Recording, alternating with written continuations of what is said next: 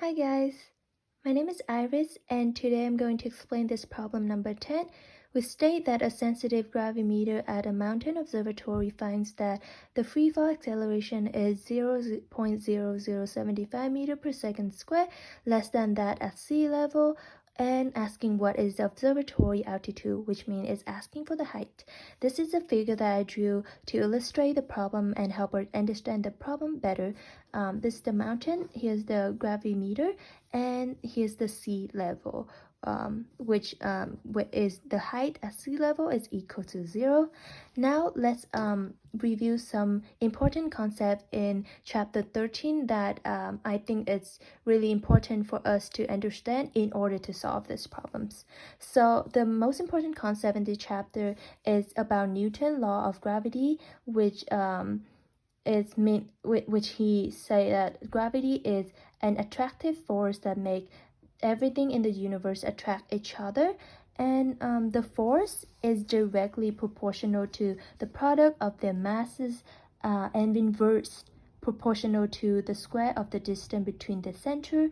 And in this equation, big G is gravitational constant, and it's equal to 6.67 times 10 to the negative 11. M1 is mass of object 1, M2 is mass of object 2, and R is the distance between the center.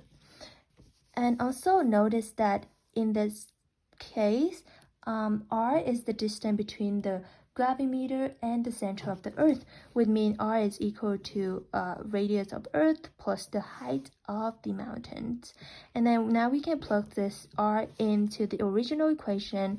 We would get this equation right here.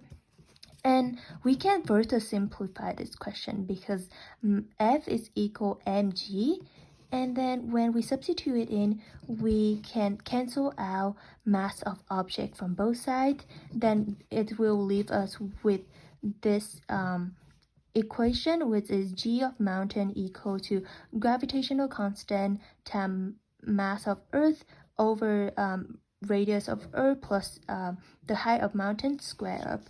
And then in order to solve to know this R of Earth, you can go to page 342, where it shows us that the radius of Earth is 6.37 times 10 to the 6 meter, but you can also look it up. And in this page, there's also an important equation that it's help us solve these problems. This equation is the value of G at height h above the earth is G at mountain equal to G times mass of earth over R, the radius of earth plus h of h square of, and this is the equation we found over here, but the books will show us like the further equation from this, which we don't have to like simplify and solve for this equation. And in this case, we need to use this equation because this equation is used for to find the value of G at height h above the earth level, which is applied for this problems. And then for this problem, we already know G of earth is equal to 9.83 meter per second square for the height at 0 on a non-rotating earth or on ground. And so now we can find G of mountains because the problem states that the free fall acceleration is 0.0075 meter per second square, less than that at sea level, which means that G mountain will be equal to G at sea level or earth minus 0.0075 meter per second square. And when we plug the number in, we can find it equal to 9.8225 meter per second square.